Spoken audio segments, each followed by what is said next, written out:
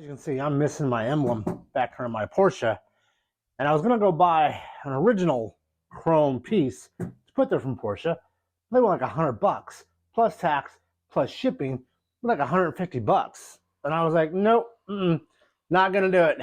I might own a Porsche, but I'm not a rich guy.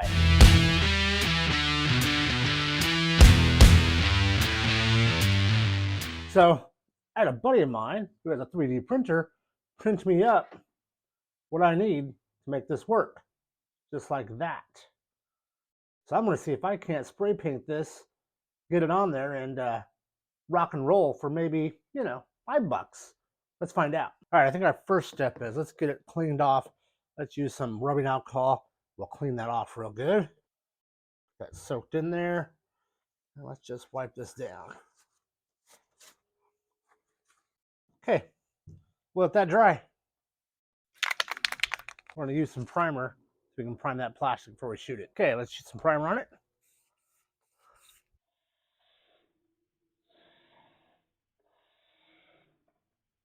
And we'll let it dry. Now I want to try some of this tester spray enamel. It's supposed to be chrome, so we shall see. Let's find out.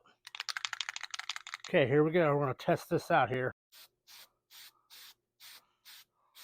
Looks pretty good so far. All right, so here's our logo. That's damn close. All right, let's take a look at how this emblem looks now.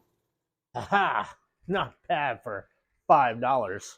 That's how I scored myself a Porsche 911 for $5.